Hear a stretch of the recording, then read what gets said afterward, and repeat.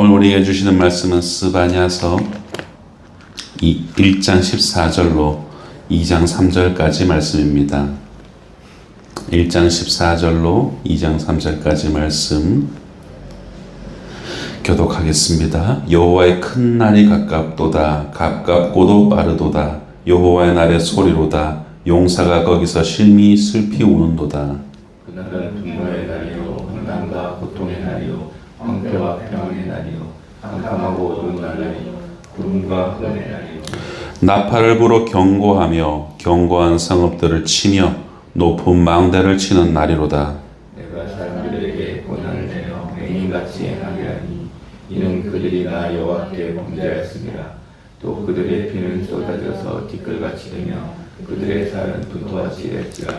그들의 은과 금이 여호와의 분노의 날에 능히 그들을 건지지 못할 것이며 이 온 땅이 여호와의 질투의 불에 삼켜지리니 이는 여호와가 이 땅 모든 주민을 멸절하되 놀랍게 멸절할 것임이라. 수치를 모르는 백성아 모일지어다 모일지어다. 명령이 시행되어 날이 겨같이 지나가기 전 여호와의 진노가 너희에게 내리기 전 여호와의 분노의 날이 너희에게 이르기 전에 그리할지어다. 여호와의 규례를 지키는 세상의 모든 겸손한 자들아 너희는 여호와를 찾으며 공의와 겸손을 구하라. 너희가 혹시 여호와의 분노의 날에 숨김을 얻으리로다. 아멘. 오늘 본문은 여호와의 큰 날이라는 표현으로 말씀이 시작됩니다. 앞선 1장 시작 부분에 이 스바냐는 여호와의 그 심판의 날에 대한 언급으로 시작하죠. 근데 오늘 본문에서는 이 여호와의 그 심판의 날을 큰 날이다. 그 큰 날에 들려진 소리로부터 주목하여 볼 것을 알리면서 그날이 오기 전에 무엇을 선택해야 하는지 오늘 살아가는 우리들에게 아주 선명하게 말씀해 줍니다. 저는 이 매일 성경의 이 본문을 펴는 이 시간이 때로는 이런 심판의 메시지가 있을 때는 참 두려움으로 움츠러들 때가 있습니다. 그런데 이 말씀들을, 심판의 메시지들을 곱씹고 되뇌다 보면 이것이 그저 두려움으로 움츠러드는 시간이 아니라 말씀의 등불로 나의 오늘의 삶을 정직하게 비춰주시고 그렇게 죽어가는 내 영혼을 다시 살리시려는 하나님의 열심을 보게 될 때가 있습니다. 비록 소선지서 특유의 무거움과 두려움이 있지만 이 스바냐서는 이 말씀이 가리키는 방향은 너무나도 선명합니다. 이 심판의 경고는 우리를 살리려는 하나님의 자비이며 그 자비에 응답하는 길은 모이고 구하는 아주 간단한 순종밖에 없음을 우리에게 알려줍니다. 여호와의 날이 가까운 지금 말씀 안에서 우리의 마음과 길을 우리가 이 말씀을 통해서 다시금 정돈할 수 있었으면 좋겠습니다. 본문 14절에서 16절을 유의하여 다시 한번 보십시오. 여호와의 큰 날이 가깝도다. 가깝고도 빠르도다. 여호와의 날의 소리로다. 용사가 거기서 심히 슬피 우는도다. 그날은 분노의 날이요 환난과 고통의 날이요 황폐와 편황의 날이요 캄캄하고 어두운 날이요 구름과 흑암의 날이요 나팔을 불어 경고하며 견고한 성읍들을 치며 높은 망대를 치는 날이로다. 가깝도다, 가깝고도 빠르도다 라는 이 문장은 히브리어로 카로브 우헤마르 메오드라는 단어를 쓰고 있습니다. 이것을 영어로 해석하자면 near and coming quickly 라고 할 수 있어요. 단지 이 여호와의 날이 어떤 coming quickly, 시간적으로 빠르게 접근하고 있다, 다가오고 있다 라는 그런 의미만이 아니라 near이라는 의미를 쓰면서 이미 문 너머에 이 실제적 환란이 우리에게 임박해 있다라는 그런 강한 느낌으로 우리에게 말해주고 있는 것이죠. 그래서 14절에서 16절에서 말하고 있는 여러 날들, 괴롭고 환란의 날, 황폐와 패망의 날, 어둠과 캄캄함의 날, 구름과 흑암의 날, 나팔과 경고의 소리가 울려 퍼지는 그런 날들이 계속해서 이 어두운 날들이 겹겹으로 표현되어져 다가오고 있는 것이죠.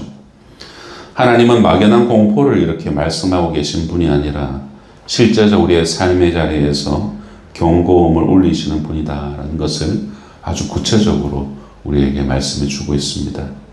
성도 여러분, 우리 시대의 이 견고한 성읍은 자격증이나 그리고 경력이나 우리가 가지고 있는 어떤 데이터나 시스템 혹은 우리가 가지고 있는 계좌에 들어있는 많은 돈들 혹은 우리의 집을 지키는 튼튼한 벽과 또 이중문으로 된 강철 강화문 이런 것들이 여러분 우리를 지킨다라고 생각합니다. 그러나 여호와의 날 앞에서 그 어떤 지금 우리의 삶을 지탱해주는 그러한 것들도 여러분 우리를 지켜줄 수 없습니다. 하나님을 대신할 수 없다라는 것이죠. 하나님은 우리가 의지하던 것들이 무너지는 그 소리 속에서 우리를 주님께로 하나님께로 돌이키시려 하십니다. 여러분 이 구절은 앞서 말한 이 두려움의 언어들을 전혀 숨기지 않습니다. 왜 이런 황폐의 날이니 어둠이니 캄캄함이니 황폐함이니 이런 단어들을 가감없이 우리에게 말하고 있을까요? 죄는 늘 우리를 축소해서 보려 하기 때문이에요. 그래서 하나님은 무게 있는 단어들로 이 현실에 우리가 빠져있는 이 죄의 현실의 심각함을 알려주시기 위해서 이런 두려움의 단어들을 숨기지 않습니다. 정신을 번쩍 들게 하기 위함이죠. 또 여기서 오늘 본문에서 환란이라는 단어에 사용된 이 차라라는 단어는 이게 좁아짐이라는 뜻을 가지고 있다고 합니다. 죄는 우리의 가슴을 점점 좁게 만들어서 결국 하나님을 사랑할 수 없게 되고 또 하나님뿐만이 아니죠. 사람도 사랑할 수 없게 되고 감사할 수도 없게 만들어버리는 것, 그것이 바로 죄입니다. 여호와의 날은 이 좁아짐을 멈추게 하는 하나님의 개입하시는 날이 바로 여호와의 날이다라는 것을 의미하죠. 하나님의 경고는 은혜의 다른 얼굴이라는 사실을 잊지 않으시기 바랍니다. 이어지는 17절에서 18절은 그날에 일어날 일들을 묘사합니다. 고난을 내려서 너희 모두를 다 맹인같이 만들어 버리겠다. 그리고 분토같이 될 것이다. 라고 하시면서 결정적으로 너희들이 그렇게 의지하던 은과 금, 그것이 이 여호와의 분노의 날에 너희들을 건져내지 못할 것이다. 라고 말씀합니다. 성도 여러분, 하나님은 우리 인간들처럼 변덕 때문에 화를 내시는 분이 아니십니다. 하나님의 분노는 사랑 때문에 일어나는 겁니다. 언약을 파괴하는 죄를 방치하시면은 그것은 하나님이 사랑하신다고 할 수가 없는 것이죠. 그래서 18절에 온 땅이 여호와의 질투의 불에 삼켜질 것이다 라는 이 선언은 마치 불로서 다 인류를 멸절해 버리겠다라는 그런 선언으로 보이지만 실제로는 이 불로서 불순물을 태우는 과정이다 라고 해석할 수 있습니다. 그렇기에 불은 파괴이면서 동시에 정결의 상징인 것이죠. 하나님은 불로 세기를 여시기 때문입니다. 성도 여러분, 이 스바냐가 겨냥하고 있는 것은 단지 이 이스라엘 백성들의 우상 숭배에 대한 것이 아닙니다. 본문에서 말하고 있는 은과 금은 삶의 터전의 안전을 상징하지만 오늘날 우리 시대로 보자면은 우리가 들어있는 어떤 보험이나 부동산, 현금, 명성, 팔로워수가 그 자리에 앉아있다고 할 수 있겠죠. 본문은 이 은과 금 자체를 우리 경건의 바운더리 바깥으로 두지 않습니다. 은과 금 자체가 악이 아니라 하나님을 대신하는 의지처가 될 때 그것이 악이 되는 것이죠. 여호와의 날 앞에서 은과 금은 피난처가 되지 못한다는 것입니다. 오직 하나님만이 피난처이심을 우리는 끊임없이 기억해야 됩니다. 그렇게 1장 마지막에 이 무서운 경고가 끝나자마자 2장에서는 즉시 하나님 초청으로 우리를 이끄십니다. 1절 말씀, 수치를 모르는 백성들아 모일지어다 라고 말씀하죠. 흩어진 마음, 흩어진 신앙의 습관, 흩어진 공동체를 다시 거두어 모으라 라는 그런 말씀입니다. 하나님은 언제나 파괴보다 회복을 먼저 생각하십니다. 그래서 하나님의 경고 다음에는 반드시 하나님의 초청이 있습니다. 회복의 초청이 있다는 것이죠. 초청 뒤에 이 초청의 중요성을 강화하는 구절이 이어집니다. 2절을 보십시오. 명령이 시행되어 날이 겨같이 지나가기 전 여호와의 진노가 너희에게 내리기 전, 여호와의 분노의 날이 너희에게 이르기 전, 그때에 그리해라 라고 말하고 있습니다. 어떤 세 가지 일이 일어나기 전에 이 모임에 모으라는 이 외침에 너희들이 임해라 라고 강조합니다. 이 세 가지는 다른 내용을 말하는 것이 아니라 하나님의 명령이 시행되어서 너희 삶에, 너희 불순종의 삶에, 너희들 죄악으로 가득 찬 삶에, 세상을 의지하던 너희들 삶에 그 분노가 임하기 전에 내게로 와서 모이라 라고 말씀하고 있는 것이죠. 특별히 가장 언급된 이 겨라는 것은 시편 1편에서도 언급되듯이 타작마당에서 바람 한번 불어버리면 사라져버리는, 알곡은 남지만 바람에 날려 사라져버리는 그 가벼움을 상징하는 겨입니다. 하나님 없는 번영, 그것은 바로 겨와 같은 것이죠. 계획, 실적, 뉴스, 알림, 수많은 그런 상황 속에서 여러분 우리의 하루가 순식간에 지나가 버리지 않습니까? 여러분 그렇게 할 때에 여러분 본문은 우리에게 이런 질문을 합니다.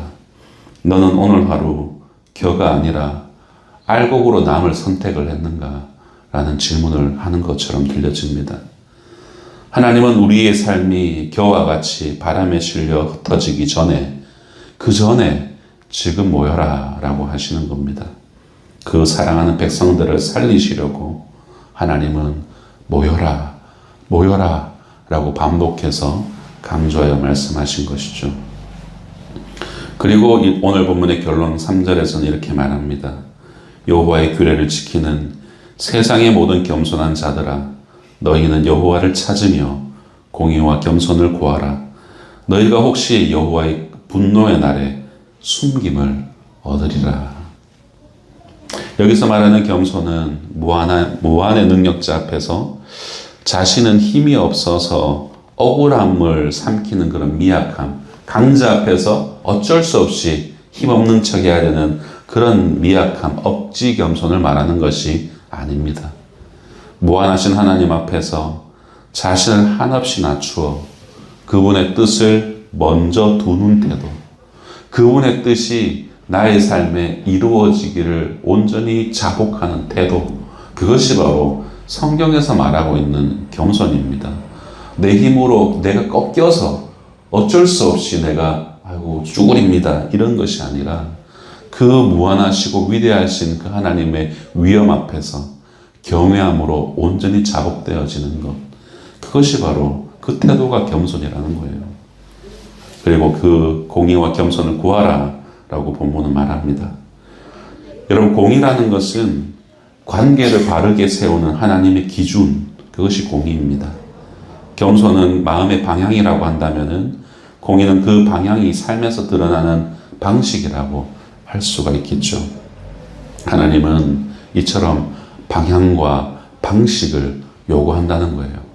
공의와 겸손을 너희들이 갖추어라 라는 것은 나를 향한 방향과 그 하나님을 향한 방향에 대한 올바른 방식, 하나님을 섬기는 태도, 그것을 너희들에게 필요하다라고 하시는 것이죠.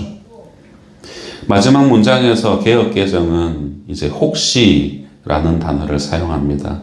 이 혹시라는 단어가 좀 의역되어진 의미가 있죠. 그래서 기타 여러 영어 성경을 보게 되면 perhaps라는 단어를 사용하지만 원어적인 의미는 우라이라고 하여서 그리하면이라는 조건절로 해석되어집니다. 그러면은 그 의미가 아주 선명해지죠. 무엇입니까? 그런 너희가 여호와를 찾고 공의와 겸손을 구하라.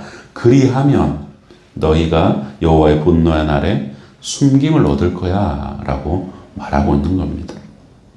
바로 이 공의와 겸손을 찾는 것, 하나님 앞에서 공의와 겸손을 갖는 것, 그것이 필수다라는 것을 말해주고 있는 것입니다.